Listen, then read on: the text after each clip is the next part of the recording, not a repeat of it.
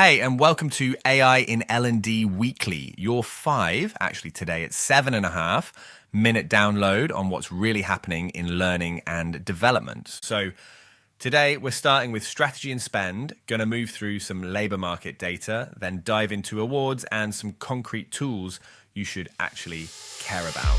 Let's do it.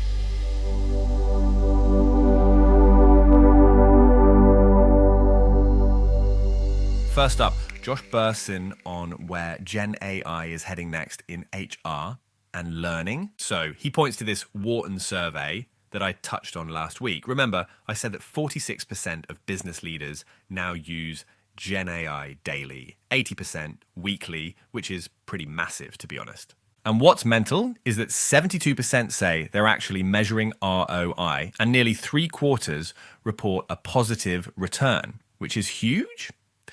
The budgets are serious now too. About 23% of large companies are spending like $20 million or more per year on AI, and 43% are spending over 10 million. This is real money we're talking about, and this is interesting, most of that sits in what Bersin calls stage 1 AI, personal productivity stuff, summaries, drafts, quick analysis, which is useful, but it's still just one person sitting at one screen. The next phase, and this is where it gets exciting and what we've been talking about for a long while, is agentic systems, AI with memory and personality that can run multi-step workflows across tools for L&D. That means assistants that actually know your programs, your policies, your people, and they don't forget them between tasks. Pretty exciting stuff.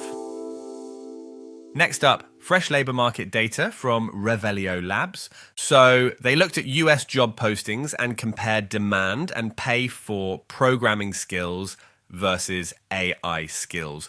Programming still appears in more postings overall, and it's got the highest average salary premium at around 8.2%, which is decent. But AI skills are closing the gap.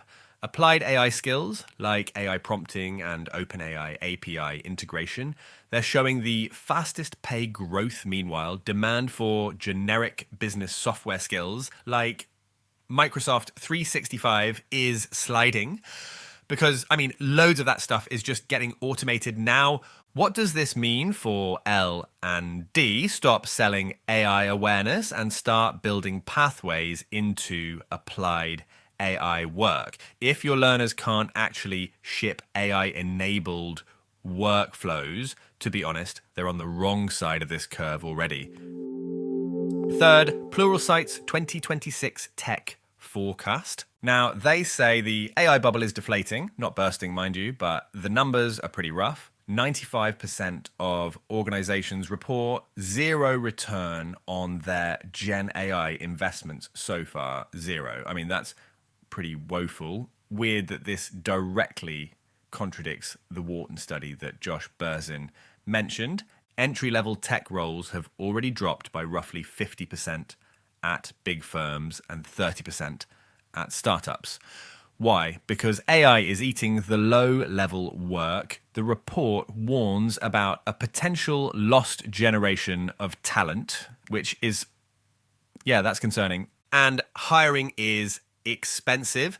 86% of US companies now spend more than $5,000 per new IT hire. So the clear forecast here is more internal mobility, more reskilling, more pressure on L&D to actually deliver capability, not just content.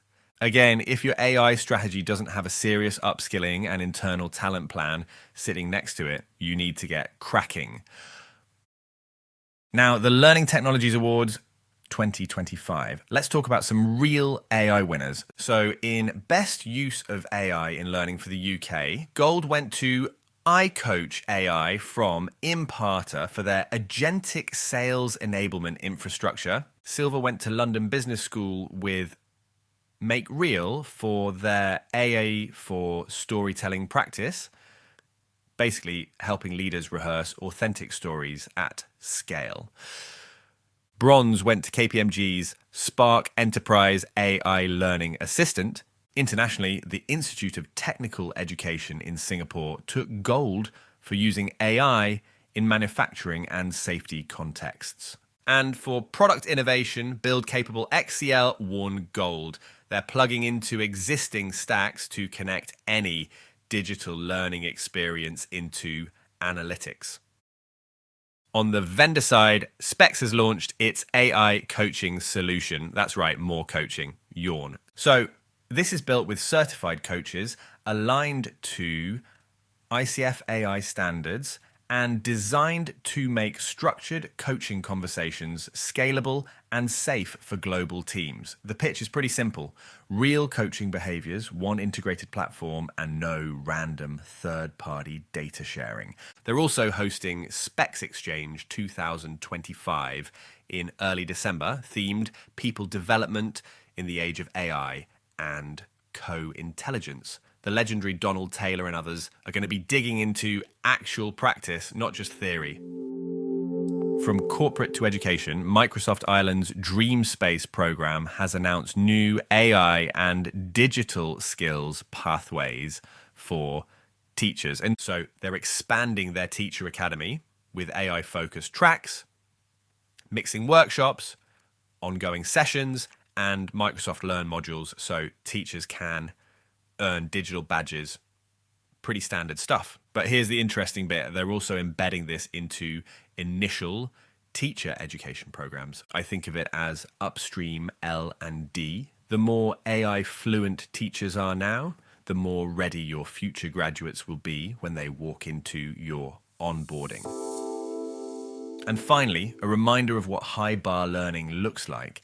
Even without an AI label, an Interactions Ignite High Potential program with Sopra Steria is shortlisted for the Engage Awards 2025 Best Use of Training. And get this, Ignite is oversubscribed by more than 250%, and they're reporting around 92% overall satisfaction. Why am I mentioning this here? Because AI programs have to beat that. I mean, if your AI initiative doesn't at least match that level of demand and impact, then the technology is just decoration, not transformation, to be honest.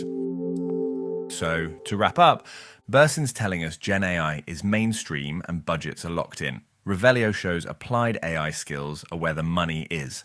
Pluralsight warns that hype without ROI is dying, and skills gaps are widening. The Learning Technologies Awards highlight who's actually executing with AI.